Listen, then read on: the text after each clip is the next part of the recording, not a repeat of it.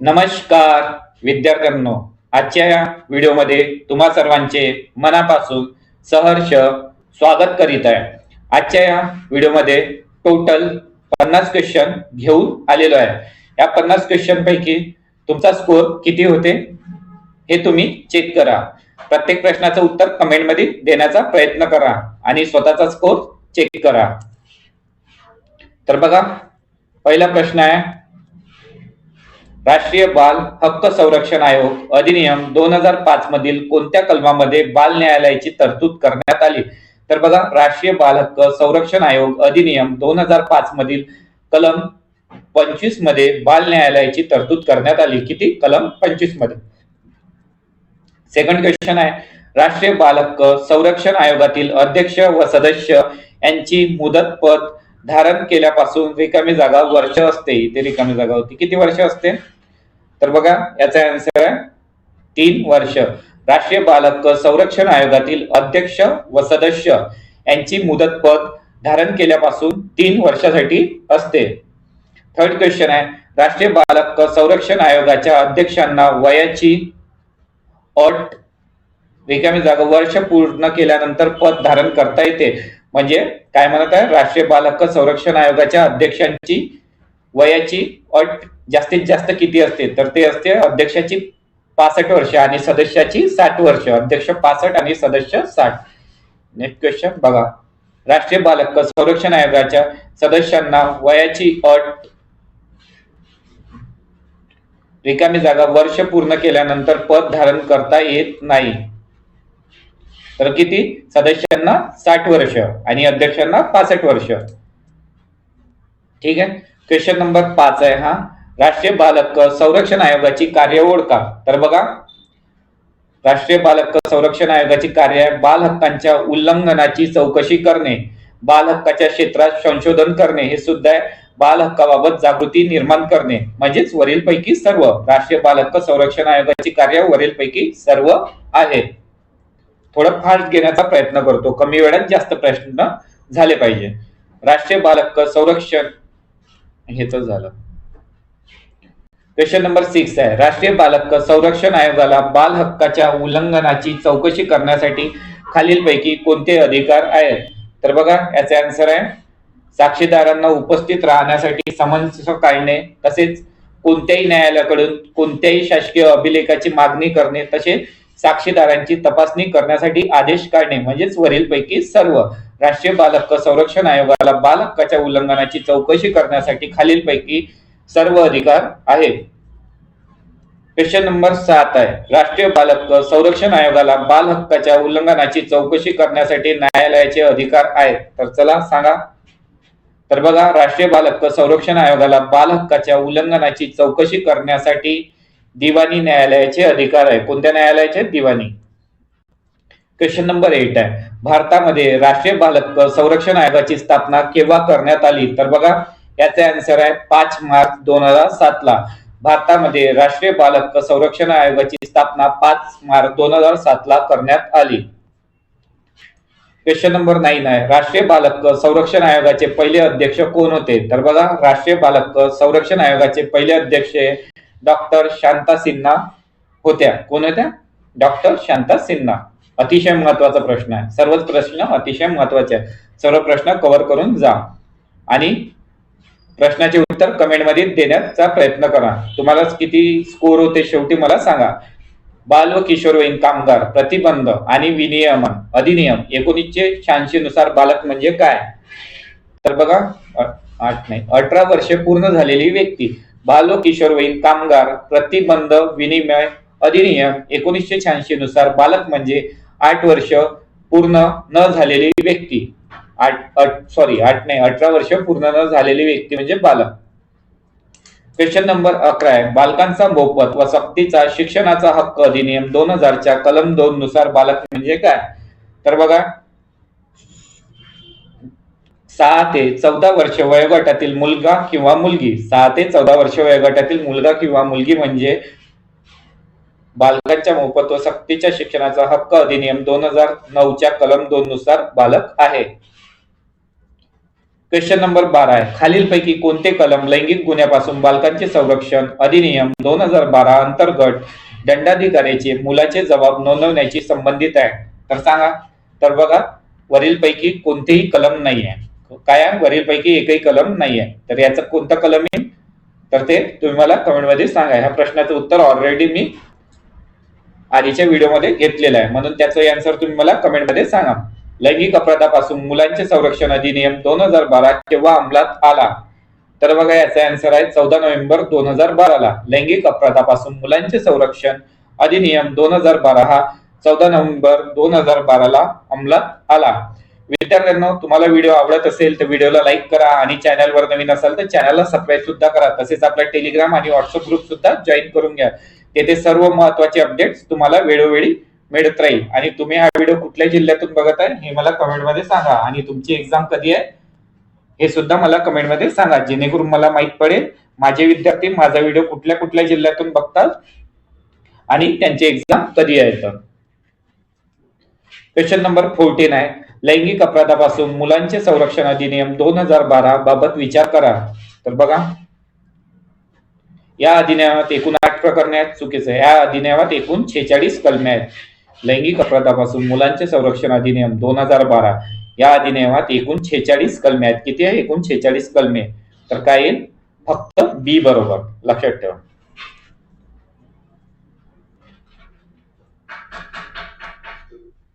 Next question आहे, लैंगिक अपराधापासून मुलांचे संरक्षण अधिनियम 2012 मधील प्रकरण 8 कोणत्या बाबीशी संबंधित आहे? तर सांगा. तर बघा, याचे आन्सर आहे विशेष न्यायालयाची कार्यपद्धती. काय आहे? विशेष न्यायालयाची कार्यपद्धती. लैंगिक अपराधापासून मुलांचे संरक्षण अधिनियम 2012 मधील प्रकरण 8 हे विशेष न्यायालयाची कार्यपद्धतीशी संबंधित आहे. जर व्हिडिओ थोडा फास्ट होत असेल तर तुम्ही त्याला स्पीड कमी करून सुद्धा बघू शकता. मी हा रिव्हिजन म्हणून घेतो. जो आपला रेग्युलर व्ह्युअर्स आहेत त्यांचे सर्व प्रश्न कव्हर झालेले आहेत, म्हणून एक रिव्हिजन मध्ये फास्ट मध्ये घेत आहे. लैंगिक अपराधापासून मुलांचे संरक्षण अधिनियम 2012 मधील कलम 2D नुसार बालक म्हणजे काय? तर सांगा. तर बघा, 18 वर्षाखालील कोणतेही बालक. 18 वर्षाखालील कोणतेही बालक. नेक्स्ट क्वेश्चन आहे, संयुक्त राष्ट्रसंघाच्या बाल हक्क संहितेला भारताने केव्हा मान्यता दिली? तर चला सांगा. तर बघा, याचे आन्सर आहे 11 डिसेंबर 1992 ला. 11 डिसेंबर 1992 ला संयुक्त राष्ट्रसंघाच्या बाल हक्क संहितेला भारताने मान्यता दिली. क्वेश्चन नंबर 18 आहे, भारतीय संविधानातील कलम नुसार बालकांसाठी विशेष तरतुदी करण्याचा अधिकार राज्यांना आहे. कोणत्या कलमानुसार? तर बघा, याचा आन्सर आहे कलम 15(3) नुसार. भारतीय संविधानातील कलम 15(3) नुसार बालकांसाठी विशेष तरतुदी करण्याचा अधिकार राज्यांना आहे. कलम 15(3) लक्षात ठेवा. 19 आहे, लैंगिक अपराधापासून मुलांचे संरक्षण अधिनियम 2012 मधील प्रकरण 2 बाबीशी संबंधित आहे. तर याचा आन्सर आहे बालकाच्या विरोधात लैंगिक अपराध. लैंगिक अपराधापासून मुलांचे संरक्षण अधिनियम 2012 मधील प्रकरण 2 बालकाच्या विरोधात लैंगिक अपराध याच्याशी संबंधित आहे. क्वेश्चन नंबर 20 आहे, लैंगिक अपराधापासून मुलांचे संरक्षण अधिनियम 2012 मधील कलम 3 मध्ये कोणती तरतूद करण्यात आली? तर बघा, कलम 3 मध्ये अंतर्भेदी लैंगिक आघात. कलम 3 मध्ये अंतर्भेदी लैंगिक आघात ही तरतूद करण्यात आली आहे. क्वेश्चन नंबर 21 आहे, लैंगिक अपराधापासून मुलांचे संरक्षण अधिनियम 2012 मधील कलम 4 नुसार लैंगिक अत्याचारासाठी खालीलपैकी कोणती शिक्षा होईल? तर चला सांगा. तर बघा, कलम 4 नुसार कमीत कमी 10 वर्ष ते आजीवन कारावास व द्रव्य दंड. कमीत कमी 10 वर्ष ते आजीवन कारावास व द्रव्य दंड ही शिक्षा होईल. क्वेश्चन नंबर 22 आहे, लैंगिक अपराधापासून मुलांचे संरक्षण अधिनियम 2012 मधील कलम 6 नुसार गंभीर स्वरूपाच्या लैंगिक अत्याचारासाठी खालीलपैकी कोणती शिक्षा होईल? तर याचा आन्सर आहे कमीत कमी 20 वर्षे सक्षम कारावास ते आजीवन कारावास व मृत्यूदंड किंवा द्रव्यदंड.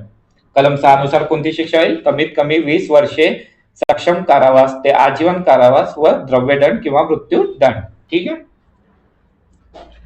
क्वेश्चन नंबर 23 आहे, लैंगिक अपराधापासून मुलांचे संरक्षण अधिनियम 2012 मधील कलम 12 नुसार लैंगिक छळ केल्यास खालीलपैकी कोणती शिक्षा होईल? तर बघा, याचे आन्सर आहे 3 वर्षापर्यंतचा कारावास व द्रव्यदंड. कलम 12 नुसार कोणती शिक्षा होईल? 3 वर्षापर्यंतचा कारावास व द्रव्यदंड. क्वेश्चन नंबर 24 आहे, लैंगिक अपराधापासून मुलांचे संरक्षण अधिनियम 2012 मधील कलम 4 बाबीशी संबंधित आहे. तर कलम 4 कशाशी संबंधित आहे? अंतर्भेदी लैंगिक हल्ल्यासाठी शिक्षा. अंतर्भेदी लैंगिक हल्ल्यासाठी शिक्षा. क्वेश्चन नंबर 25 आहे, लैंगिक अपराधापासून मुलांचे संरक्षण अधिनियम 2012 मधील कलम 14 नुसार अश्लील साहित्य बनवण्यासाठी बालकांचा वापर केल्यास खालीलपैकी कोणती शिक्षा होईल? तर बघा याचा आन्सर आहे 5 वर्षापर्यंत कारावास व द्रव्यदंड. कलम 14 नुसार कोणती अश्लील साहित्य बनवण्यासाठी कोणती शिक्षा होईल? 5 वर्ष पर्यंत कारावास व द्रव्यदंड. क्वेश्चन नंबर 26 आहे, लैंगिक अपराधापासून मुलांचे संरक्षण अधिनियम 2012 हे प्रत्येक प्रश्नात सेम आहे. मधील कलम 35 नुसार खटला चालू झाल्यापासून दिवसात साक्षी पुरावे विशेष न्यायालयात नोंदवले गेले पाहिजे. तर सांगा. तर बघा याचा आन्सर आहे 30 दिवसात. किती दिवसात? कलम 35 नुसार खटला चालू झाल्यापासून 30 दिवसात साक्षी पुरावे विशेष न्यायालयात नोंदवले गेले पाहिजे. नेक्स्ट क्वेश्चन आहे, लैंगिक अपराधापासून मुलांचे संरक्षण अधिनियम 2012 मधील कोणत्या कलमामध्ये विशेष न्यायालयाची प्रक्रिया व अधिकार देण्यात आले आहे? तर चला सांगा. तर याचा आन्सर आहे कलम 33 मध्ये. कलम 33 मध्ये विशेष न्यायालयाची प्रक्रिया व अधिकार देण्यात आले आहे. क्वेश्चन नंबर 28 आहे, लैंगिक अपराधापासून मुलांचे संरक्षण अधिनियम 2012 नुसार विशेष न्यायालयामध्ये आरोपी व्यक्ती बालक आहे की प्रौढ आहे अशी शंका निर्माण झाल्यास त्याबाबत शहानिशा करून घेण्याचा अधिकार खालीलपैकी कोणाचा आहे? तर बघा त्याचा आन्सर आहे विशेष न्यायालयाला. विशेष न्यायालयाला शंका निर्माण झाल्यास त्याबाबत शहानिशा करून घेण्याचा अधिकार विशेष न्यायालयाला आहे. व्यक्ती बालक आहे की प्रौढ. क्वेश्चन नंबर 29 आहे, लैंगिक अपराधापासून मुलांच्या अत्याचाराबाबत विशेष न्यायालय संरक्षण अधिनियम 2012 मधील कलम 35 नुसार लैंगिक दिवसाच्या आत सुनावणी पूर्ण करेल. तर सांगा. तर याचा आन्सर आहे 1 वर्षाच्या आत. कलम 35 नुसार लैंगिक म्हणजे दिवसाचं विचारलं तर 305 दिवसाच्या आत आणि वर्ष विचारलं तर 1 वर्षाच्या आत सुनावणी पूर्ण करेल. क्वेश्चन नंबर 30 आहे, लैंगिक अपराधापासून मुलांचे संरक्षण अधिनियम 2012 मधील कोणत्या कलमानुसार एका सत्र न्यायालयाला विशेष दर्जा देण्यात येतो? तर सांगा. तर याचा आन्सर आहे कलम 28. कलम 28 नुसार एका सत्र न्यायालयाला विशेष न्यायालयाचा दर्जा देण्यात येतो. क्वेश्चन नंबर 31 आहे, राष्ट्रीय बाल हक्क संरक्षण आयोग अधिनियम 2005 केव्हा अंमलात आला? तर बघा याचा आन्सर आहे 20 जानेवारी 2006 ला राष्ट्रीय बाल हक्क संरक्षण आयोग अधिनियम 2005 हा 20 जानेवारी 2006 ला अंमलात आला.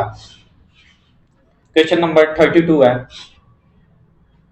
राष्ट्रीय बाल हक्क संरक्षण आयोग अधिनियम 2005 मधील संरक्षण आयोगाची स्थापना करण्यात येते कलमानुसार राष्ट्रीय बाल हक्क. चला सांगा. तर याचा आन्सर आहे कलम 3 नुसार.